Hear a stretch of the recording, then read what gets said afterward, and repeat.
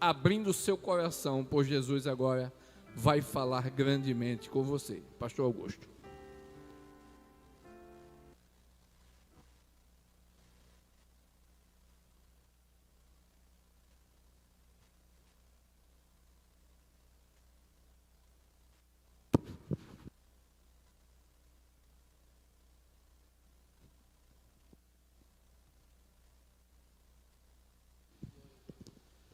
Saúdo a todos com a paz do Senhor.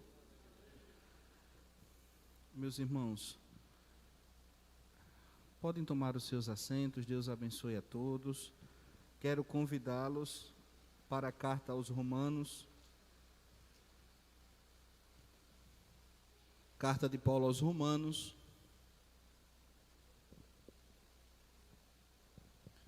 O capítulo de número 10.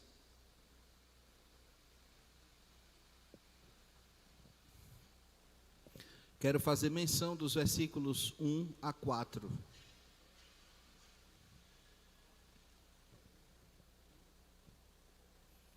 Romanos, capítulo de número 10.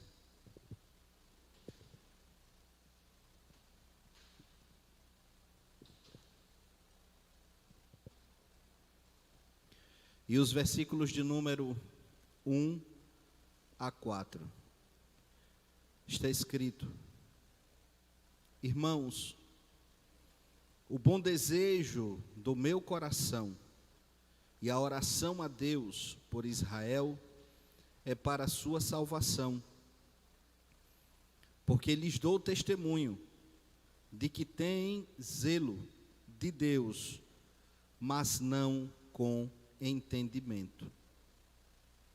Porquanto, não conhecendo a justiça de Deus e procurando estabelecer a sua própria justiça, não se sujeitaram à justiça de Deus. Porque o fim da lei é Cristo, para a justiça de todo aquele que crê. Glória a Jesus. Eu gostaria nesta noite, com a graça de Deus, com a ajuda do Espírito Santo, de meditar com a Igreja do Senhor nesse texto bíblico que tem para nós uma mensagem muito edificante. E se fosse tematizar esta mensagem, eu poderia nomear o tema como o fim da lei é Cristo. Paulo, ele escreve, inspirado pelo Espírito Santo, esta carta aos judeus, aos cristãos, melhor dizendo, que estavam em Roma, tendo em vista o contexto.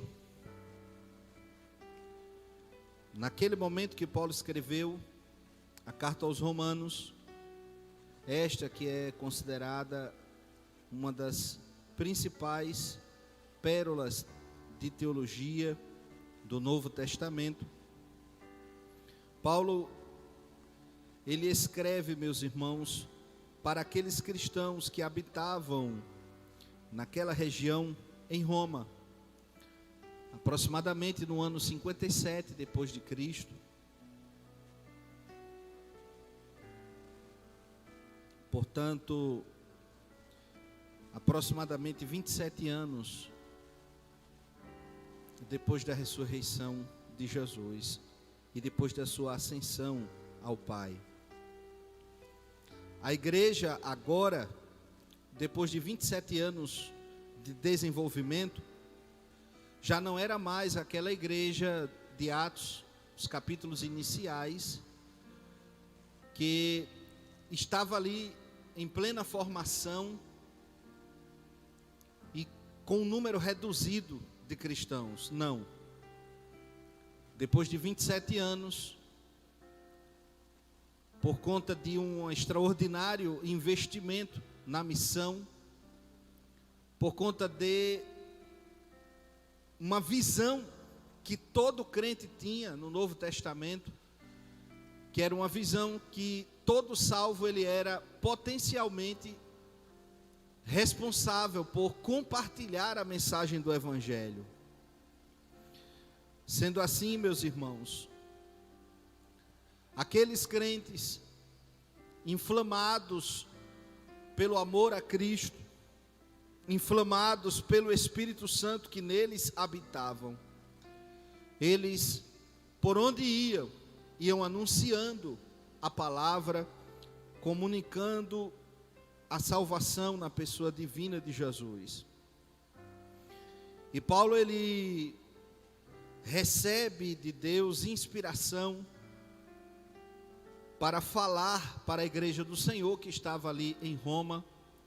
E claro, como a palavra de Deus ela é atemporal, ela não está limitada apenas aos cristãos que viveram naquela época, no ano 57 depois de Cristo, mas é válida para os nossos dias e até o arrebatamento, enquanto aqui na terra estivermos. É o principal instrumento para que possamos conhecer a Deus. Uma vez que lá no céu não veremos a Deus na linguagem paulina como por espelho, mas por reflexo, mas veremos sua face tal qual ele é. Então Paulo ele aborda temas importantes, como por exemplo ele fala sobre o pecado, sobre a salvação, sobre o crescimento espiritual, sobre a soberania divina, e também fala sobre o serviço cristão. São temas importantes que são destacados na carta de Paulo aqui aos Romanos. E o que me chama a atenção, meus irmãos, é no que tange a salvação. Paulo ele quis, ou por que não dizer, ele foi inspirado pelo Espírito Santo para isso. Não foi algo humano que partiu unicamente da vontade do apóstolo, mas isso era Deus dando a ele direção para que ele assim o fizesse. Ele foi agora ensinar aqueles crentes sobre como se dá a salvação. E ao falar sobre a salvação, Paulo ele começa falando sobre a justiça de Deus, deixando claro que a salvação não se dá com base no merecimento do homem, mas ela ocorre, meus irmãos, através dos méritos de Cristo. Nós vemos quando ele fala sobre a justiça que provém da fé, logo no início, no capítulo 1, versículos 16 e 17, Paulo, ele já estabelece como verdade isto. Ele já parte desse pressuposto dizendo: eu não me envergonho do Evangelho de Cristo. Ele tinha convicção do que era o Evangelho, as boas novas de salvação. Ele diz: pois é o poder de Deus para a salvação de todo aquele que crê. Portanto, a salvação ela era universal. A salvação não era dada exclusivamente a um povo, o povo de Israel, ao povo escolhido lá desde os tempos, voltando agora na história bíblica, de Abraão. Não. Paulo desconstrói essa crença do judaísmo, que a salvação era para os judeus, quando ele diz, na continuidade do versículo 16 do capítulo 1, primeiro do judeu e também do grego, que a salvação é poder de Deus, para inicialmente pela nação de Israel, partindo de Israel, uma vez que Jesus era descendência direta de Abraão, para que se cumprisse as promessas de Deus a Abraão e todo o plano da salvação, claro. Mas a salvação não era algo exclusivo da nação de Israel, O projeto de Deus era que os gentios, eram que os estrangeiros, que os povos de outras nações também fossem alcançados pela salvação. E depois, na continuação, versículo 17, Paulo diz: porque nele se descobre a justiça de Deus, de fé em fé, como está escrito: o justo viverá pela fé. Então Paulo deixa claro que a salvação ocorre mediante a fé. Ela ocorre através da fé. A fé é um instrumento aonde é que torna possível o homem se apropriar deste presente de Deus que é a salvação. E depois, meus irmãos, logo na continuação do texto, ainda do capítulo 1, Paulo ele dá um relato do estado de idolatria e depravação que os gentios, ou seja, os estrangeiros, as pessoas que não nasceram em Israel, se encontravam. E ele traz aqui, meus irmãos, um triste relato da condição do homem sem Cristo, do homem que se encontra mergulhado no pecado. E depois dele descrever tal condição do homem que não era judeu, que não conhecia o evangelho, que estava completamente entregue ao pecado, no capítulo 2, ele agora afunila a coisa, e ele começa agora a falar sobre o seu próprio povo, o povo de Israel, sob a condição que o israelita se encontrava, uma vez que o pecado com o seu poder de destruição não causou males apenas para os outros povos do mundo, mas os israelitas também haviam sido contaminados, haviam sido subjugados pelo poder do pecado, estavam ali vencidos, dominados pelo poder do pecado, de modo que mesmo eles tendo a lei como um presente que Deus lhe deu, mas a lei não é suficiente para oferecer a salvação. A lei, ela serviu durante o tempo em que ela vigorou na terra, na antiga aliança.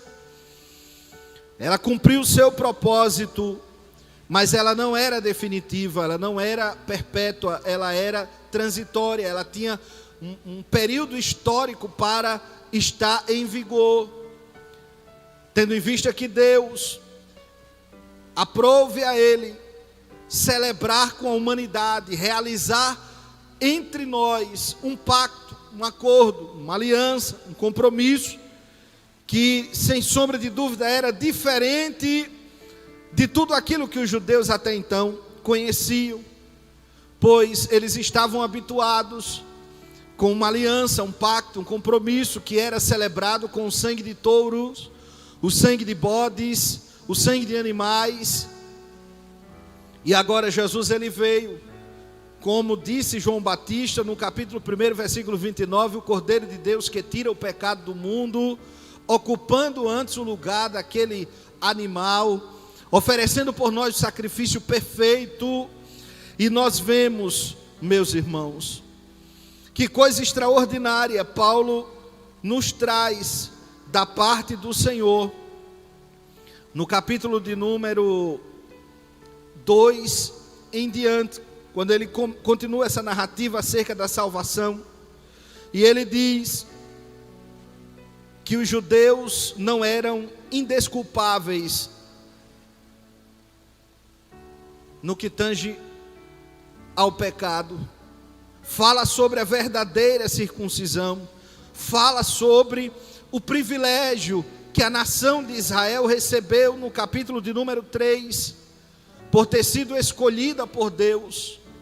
E na continuação, ainda falando sobre a justiça de Deus, Paulo, a partir do versículo 9, ele vai tratar, meus irmãos, sobre a justiça de Deus, dizendo que a salvação se dá com base na justiça dele, na justiça divina, e não na nossa, porque a nossa justiça ela é corrompida, ela está comprometida. A ética, a moral humana, por mais elevada que seja, por si só, não é capaz de conduzir o homem à salvação. O homem não tem como, através da sua própria capacidade, se chegar a Deus, por mais que ele seja bom, por mais que o homem seja justo, por mais que o homem seja, inclusive, amoroso com o seu semelhante, mas as qualidades humanas não são suficientes para garantir a salvação. Era necessário mais que toda e qualquer virtude humana para fazer esta ponte, para fazer este elo de ligação entre o homem e Deus. E é por isso, meus irmãos, que Paulo, logo no capítulo 3, versículo 9, ele diz: pois o que? Somos nós mais excelentes? De maneira nenhuma, pois já antes demonstramos que tanto judeus como gentios ou gregos, todos estão debaixo do pecado. E aí, meus irmãos, ele continua discorrendo acerca deste pensamento. E nós vemos, a partir do versículo 21, Paulo estabelecendo isso, claro, repito, pela terceira vez, inspirado pelo Espírito Santo, que a justiça ocorre através da fé. E ele diz no versículo 22, isto é, olhe bem, vou ler o 21 para ficar mais claro. Mas agora se manifestou sem a lei, sem a necessidade da lei mosaica, a justiça de Deus. Ela se manifestou sem a lei, porém não foi divorciada da lei. A justiça de Deus revelou-se, versículo 21, a parte B, tendo o testemunho da lei e dos profetas. Portanto, o evangelho que Jesus trouxe, as boas novas de salvação que ele nos trouxe, e esta aliança, este pacto, este compromisso que Deus fez com a raça humana, celebrados pelo sangue e o sacrifício de Jesus ali no Calvário, apesar de ser algo novo, apesar de ser algo que rompeu com a tradição que já tinha pelo menos aí 1400 a 1600 anos, dependendo, né, do que é controvérsia, não há um ponto pacífico em relação ao tempo que se deu de Moisés a Cristo. Há diferenças, né, entre 1400 e 1600 anos aproximadamente. Então, veja só, os judeus estavam acostumados a entenderem a salvação funcionando dentro daquele sistema, que era necessário o animal ser oferecido no lugar do pecador, para que então, pela morte do animal, pelo derramar do sangue daquela vida inocente no lugar do pecador, o pecado do pecador fosse perdoado perante Deus. Aí Paulo diz que apesar da mensagem da cruz, me permita conjecturar, apesar da mensagem da salvação ser diferente do que os judeus estavam habituados, mas ela não estava divorciada do que a lei e os profetas diziam, porque haviam muitas profecias, pelo menos 300 profecias, que foram preditas no Antigo Testamento e que tiveram fiel cumprimento na pessoa bendita de Jesus. E Paulo então, ele continua, debaixo do fluir da graça, de um transbordar ali da revelação divina, ele diz, mais uma vez, que tanto judeu como gentio, tanto quem nasceu em Israel como os estrangeiros, todos, 3:23, pecaram e destituídos estão da glória de Deus. E no versículo 24, ainda falando sobre como se dá a salvação, ele diz, sendo justificados gratuitamente, pela sua graça, pela redenção que existe em Cristo Jesus. Então, ele estabelece, meus irmãos, que todos pecaram, E é interessante, olhe para mim, porque o que eu vou dizer agora, muitos crentes leem a Bíblia e isso passa desapercebido. Nós estamos lendo a Bíblia hoje com o olhar do ano 2021. Nós temos 2000 anos aproximadamente de tradição histórica do cristianismo, em que toda a teologia que hoje nós pregamos, desde os primeiros pais, né, iniciando os apóstolos, depois dos pais da igreja, já no fim do 3º século, para o 4º século para cá, a gente vê, meus irmãos, que eles foram desenvolvendo todo esse conhecimento bíblico que hoje a gente tem, que não tem nada de novo hoje em teologia, é impossível haver algo novo. O que tinha para ser ensinado ou aprendido ao longo desses 2000 anos de tradição histórica do cristianismo já tem sido, né, estudado por muitos servos e servas de Deus ao longo dos séculos. Então percebam, para mim hoje, que vivo em 2021 e que sou ensinado partindo do pressuposto que o mundo se divide na pessoa de Jesus, de modo que a história do mundo é contada antes e depois dele. Essa é a percepção que nós temos hoje. Mas Paulo estava falando, meus irmãos, para quem estava já há cerca entre 1.600 a 1.400 anos acostumado a um sistema religioso, a um sistema de adoração profunda e completamente diferente do nosso. Toda vez que alguém estava feliz com alguma coisa e queria se consagrar a Deus, trazia para o sacerdote o quê? Uma oferta pacífica. Uma oferta de gratidão, quando a pessoa estava feliz por uma bênção recebida. Se queria se consagrar a Deus, fazia o que o nosso pastor conclamou agora para o próximo domingo, que é um holocausto, que era um sacrifício em que se queimava por inteiro o animal, se consagrando a Deus. Então, o jejum e a oração que a gente faz hoje era um propósito de consagração pelo holocausto. A adoração era exteriorizada. Foi uma mudança radical que Jesus propôs no Novo Testamento.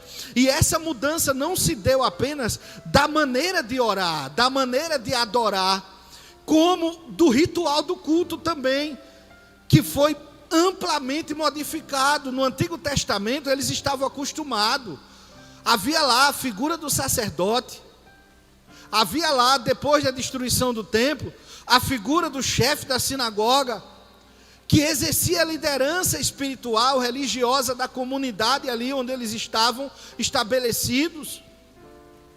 E o Evangelho propõe uma quebra nesse modelo, inclusive no serviço do reino, porque agora todo crente salvo é um sacerdote. Todo crente salvo agora pode ser um ministro do Senhor no que diz respeito a ser instrumento de Deus para a propagação do reino, para o crescimento do Evangelho, para a pregação da palavra. E a gente vê que entre essas mudanças que foram aconteceram mudanças também na compreensão de como Deus salva a humanidade. Que eu repito, acho que já é a 3ª ou 4ª vez que eu vou dizer, eles tinham um sistema de sacrifício que pela morte do animal, o ofertante, a pessoa que trazia o animal, recebia o perdão. E agora em Cristo, isso foi modificado. E Paulo, ele ensina isso para aqueles romanos, e dizendo, versículo 24, que o homem agora é declarado justo diante de Deus, não pelo seu esforço pessoal, pelos seus méritos, como fazia o fariseu que orava lá no templo, batendo no peito, dizendo: eu dou dízimo 2 vezes por semana. Ou melhor, eu jejuo 2 vezes por semana e dou meu dízimo, que são coisas extremamente importantes. Todo crente salvo, meus irmãos, deve ser fiel no seu dízimo, deve reconhecer que é Deus quem lhe dá inteligência, saúde, é Deus quem abre as portas financeiras, quem faz prosperar o seu comércio, é Deus quem cria a oportunidade e devolver ao Senhor o que é dele. O dízimo é do Senhor e ponto final. E isso, todo judeu tinha isso como um ponto pacífico, ninguém questionava o princípio do dízimo naquela época. Outro princípio, que era o jejum, também era inquestionável. Todo judeu devoto tinha o sacrifício do jejum como uma prática que fazia parte da sua vida espiritual, da sua vida religiosa, da sua maneira de se relacionar com Deus. Isso era um ponto pacífico. Mas perceba que por conta do efeito do pecado, a vaidade, a arrogância, ocupou o lugar de uma maneira que eles começaram a achar que, cumprindo aqueles rituais, que para alguns era investindo de um profundo simbolismo espiritual, ou seja, eram pessoas sinceras no que fazia, como era Cornélio, que mesmo não sendo judeu, mas cria no Deus de Israel e se esforçava para ser uma pessoa temente a Deus, e Deus se agradou da atitude interior dele.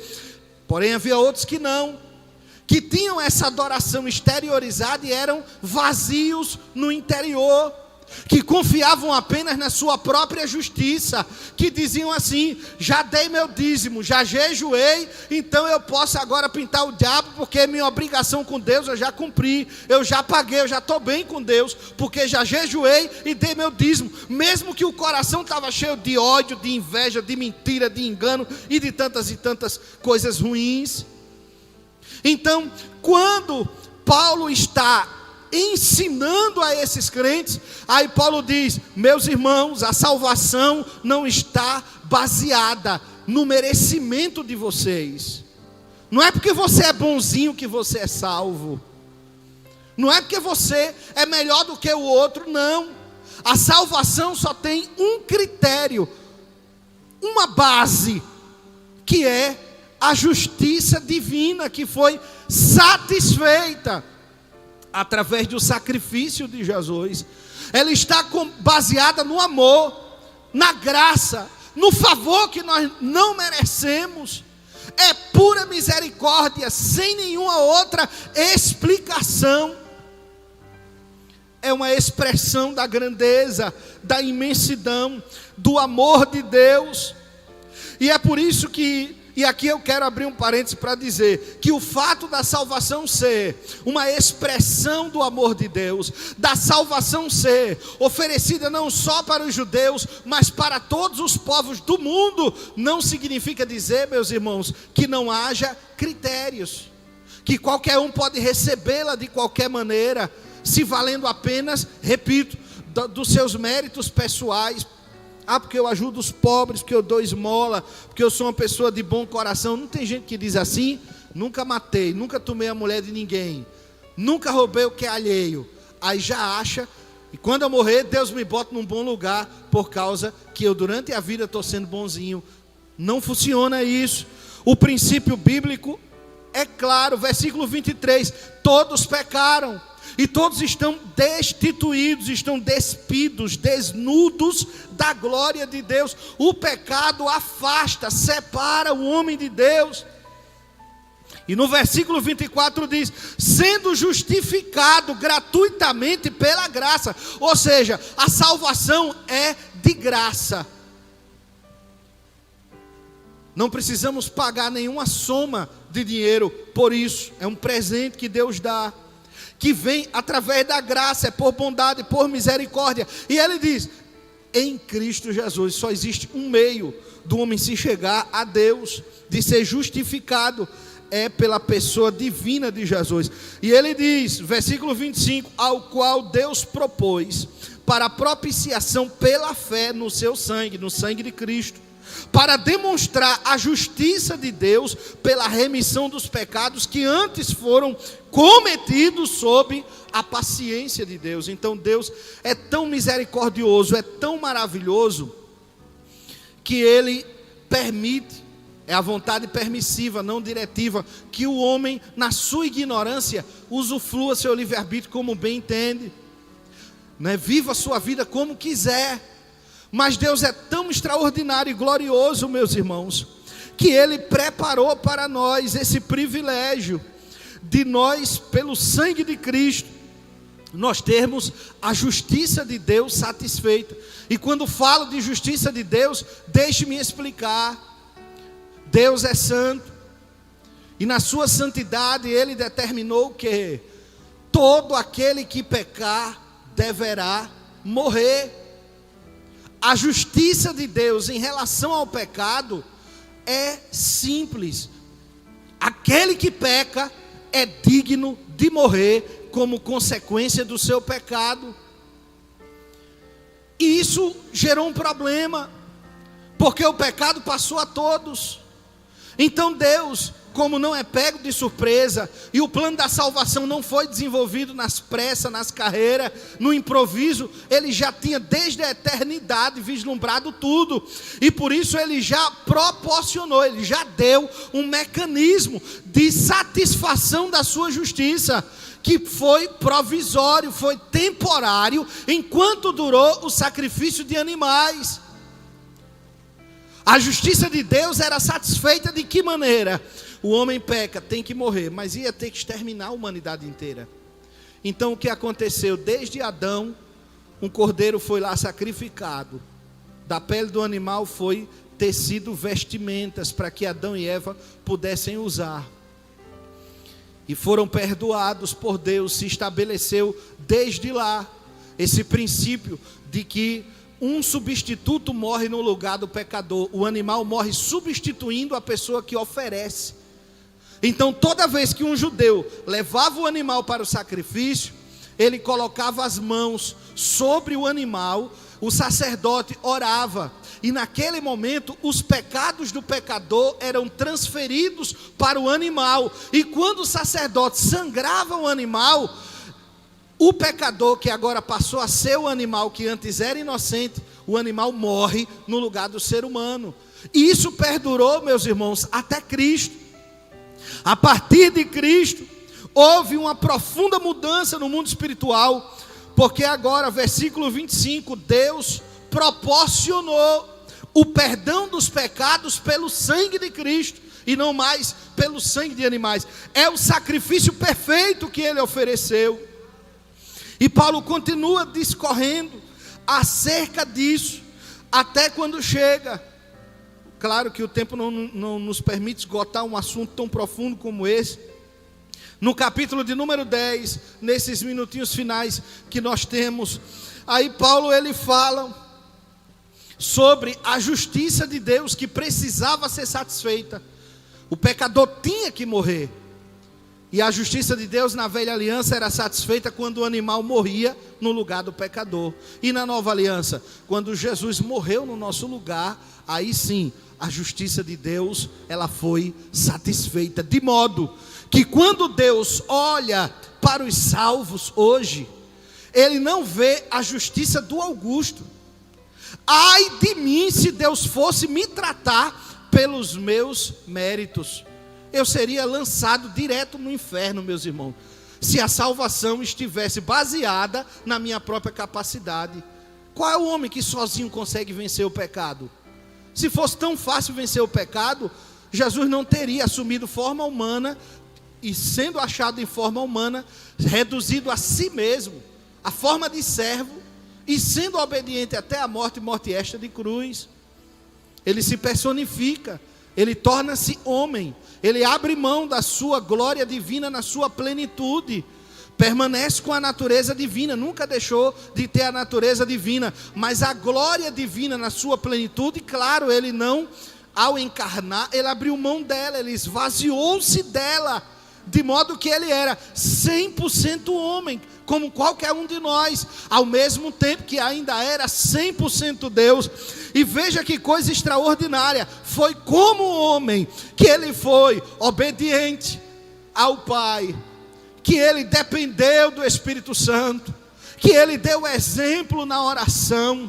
o exemplo no jejum, na santificação, na adoração coletiva com os irmãos, porque o crente não deve cultivar apenas uma vida privada espiritual, mas também a adoração coletiva. Ela está no propósito de Deus para a igreja. Não existe igreja sem coletividade. Não existe a possibilidade no Novo Testamento de alguém ser salvo sendo crente em casa, meus irmãos. No isolamento, a igreja é um corpo, é para viver unida. É por isso que, com pandemia ou sem pandemia, nós devemos permanecer, meus irmãos, unidos no corpo de Cristo, que são os salvos em Cristo, que estão adorando ao Senhor conosco neste lugar.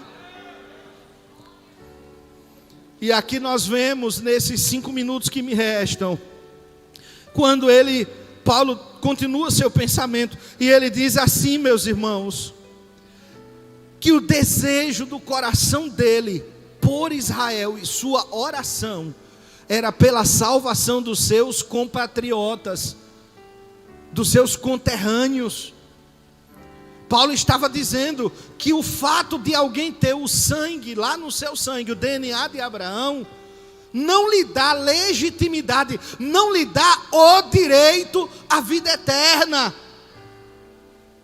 E o tempo nem nos permite discorrer acerca disso, que na continuação do seu pensamento, Paulo ele chega, meus irmãos, a dizer algo que eu tenho certeza, que um judeu devoto que não se converteu ao cristianismo, se ouviu ou leu, ou se hoje tem acesso ao que Paulo disse aqui em Romanos, vai arrepiar os cabelos, vai rasgar as vestes, como se faziam os judeus na antiguidade, porque Paulo dizia assim, que o que é importante hoje na era da graça, não é ser descendência de Abraão no que diz respeito a ser filho de Abraão, porque tem o sangue, o DNA de Abraão nas veias. Ele diz, mais importante do que ter o sangue de Abraão nas veias, é você ser herdeiro da promessa.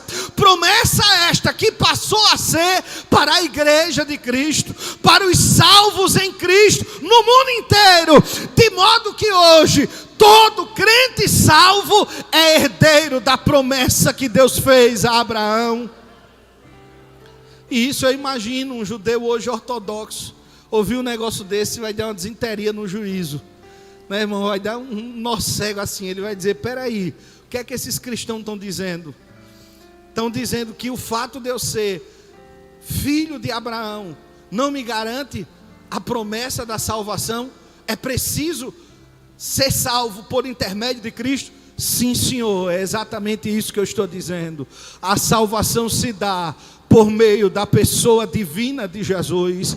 É por isso que ele já mostrou o caminho. Ele disse, olha meu filho, o caminho é esse, não tem outro. Quer chegar ao Pai, ande pelo caminho. Eu sou o caminho, a verdade e a vida, e ninguém chega ao Pai a não ser por mim. Acabou-se. Não adianta querer pular a janela e encontrar atalhos. Abraão foi um homem santo, temente a Deus e piedoso, mas cumpriu o seu propósito como um servo abnegado que foi.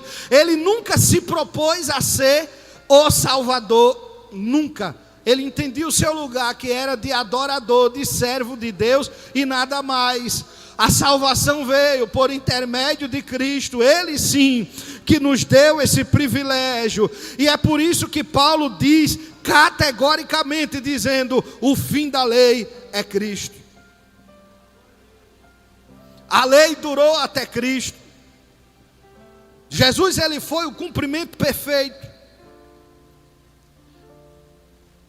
No que tange a justificação, a lei, meus irmãos, é impotente para nos salvar. De Jesus para cá, somos justificados pela fé na pessoa de Jesus. Ele é o que garante a nossa salvação, que nos dá esse privilégio de podermos ser filhos de Deus. E isso é um ponto pacífico nas Escrituras. Gálatas 3:26 diz que todos são filhos de Deus através da fé em Cristo. Em João capítulo 1, os versículos, é um pensamento, né? Ele começa anteriorzinho, o chave é o 12, mas um pouquinho antes ele já vai dizendo: veio para o que era os seus não o receberam. Versículo 12: mas a todos quantos o receberam, deu-lhes o poder de serem feitos filhos de Deus. A quem? Aos que crerem no seu nome. E lá no capítulo 4 de Gálatas, os versículos 5 e 6, a Bíblia mostra como se dá essa filiação, que ela é por adoção. No capítulo 3, 26, Paulo diz que nós somos filhos de Deus pela fé em Cristo, mas no capítulo 4 ele diz que essa filiação não é natural, como os judeus tinham em relação a Abraão, mas é uma filiação por adoção. Nós somos filhos de Deus por adoção através de Cristo. Nós somos recebidos pelo Pai como filhos, pelo sacrifício que Jesus fez no Calvário. Então eu quero finalizar esta mensagem fazendo este convite a quem me ouve, tanto os irmãos, e se porventura houver alguém não evangélico entre nós, na nave do templo ou afastado, ou se há alguém que nos ouve através dessa live tão abençoada que esta igreja proporciona na plataforma do YouTube. Inclusive, se você não se inscreveu, se inscreva no canal AD Rio Largo, compartilhe este vídeo para os seus familiares, para que eles sejam alcançados, seus amigos. Mande lá o link deste vídeo, que você estará evangelizando esta pessoa, né? E ainda mais, ative o sininho, porque essa igreja é muito dinâmica na sua atividade, está sempre produzindo lives dos trabalhos que são realizados, círculo de oração, cultos matutinos pelo programa Louvor e Palavra, os cultos à noite, é muito dinâmico. Então se inscreva, e se porventura alguém que está nos assistindo e que deseja receber a Cristo como seu Salvador pessoal, escreva aí no chat: eu aceito, e nós vamos orar pela sua vida agora. E se há alguém que está afastado dos caminhos do Senhor e gostaria de se reconciliar com Deus, você pode escrever aí: eu quero voltar, e nós vamos orar também pela sua vida. E eu já quero agradecer a Deus por esta oportunidade em nome de Jesus.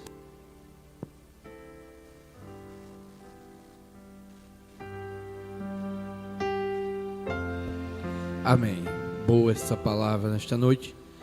E você que nos assiste, coloque aí, você que está aceitando a Jesus, coloque aí: eu aceito, em nome de Jesus. Meus irmãos, já quero louvar e agradecer a Deus por esta grande oportunidade. Vamos nos colocar de pé. Continuidade está com o nosso pastor, em nome de Jesus.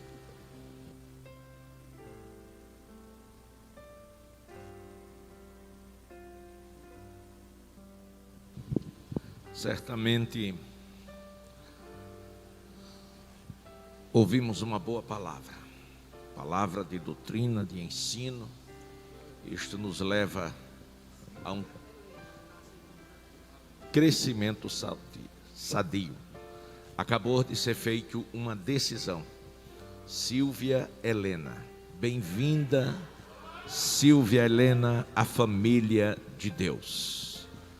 Já estaremos orando por você, para que você receba o selo da promessa, que é o Espírito Santo. E ele vai lhe ajudar, vai lhe conduzir em triunfo e em vitória. Aleluia. Quando o Senhor Jesus se revelou como Filho de Deus e tentou fazer com que os judeus entendessem o plano de Deus para a salvação deles, eles pegaram até pedras para atirar em Jesus. E disseram: nós sim somos filhos de Abraão. E Jesus disse: se vocês fossem filhos de Abraão, fariam as obras que Abraão fez, e não pegaria pedras para atirar em mim. Glória a Deus. Aí o Senhor disse a ele: olha, até destas pedras Deus pode suscitar filhos a Abraão, até de pedras. Então, isso é muito importante. E João, no capítulo 2, versículo 25, ele disse: e esta é a promessa que ele mesmo nos fez, a vida eterna. Amém. Glória a Deus. Meus amados irmãos, eu quero convocar a todos os irmãos, irmãs, para fazer parte da nossa escola bíblica dominical. Não paga nada. É um extenso curso de teologia, pertinho de você, na sua igreja. Então não deixe de vir. Quero também dizer que a escola bíblica está aberta a toda e qualquer pessoa, crente ou não.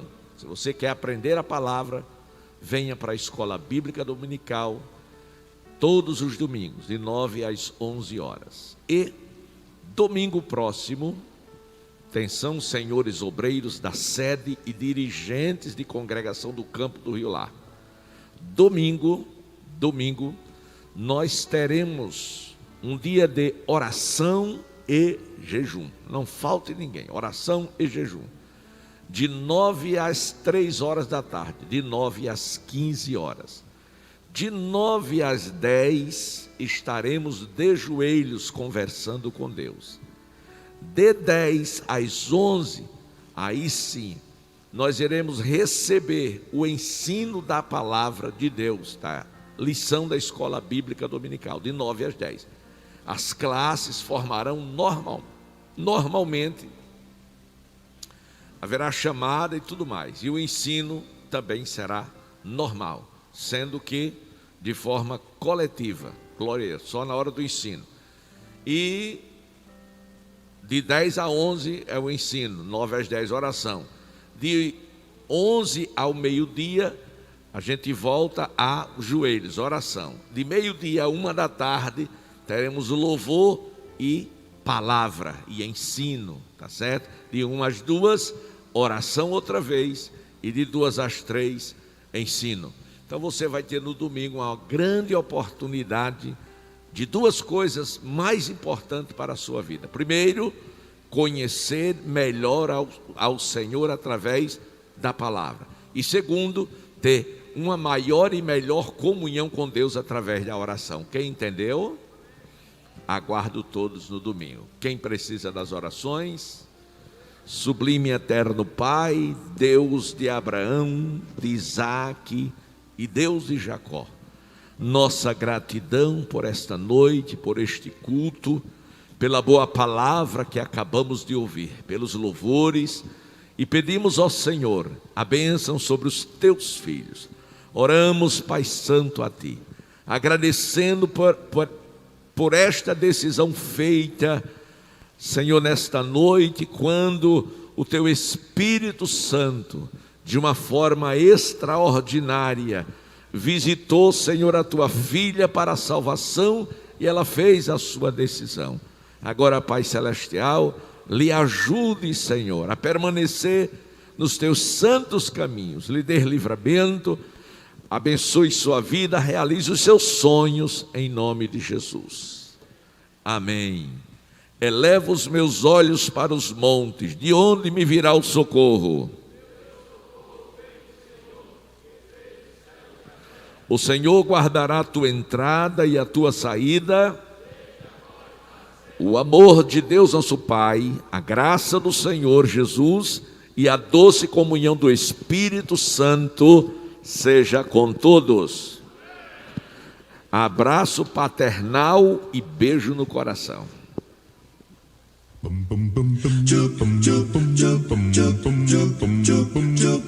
Estudar a Bíblia, estudar a Bíblia, estudar a Bíblia na escola dominical. Estudar a Bíblia, estudar a Bíblia, estudar a Bíblia na escola dominical. Vem mais de Deus aprender, fortalece e faz crescer. É domingo de manhã na EBD. Os jovens aprendendo, adultos sim estão, também os pequeninos, as crianças. Que legal! Oh, que momento sem igual, cresce na fé e no saber, vem com a família pra IBD. Vem com a família pra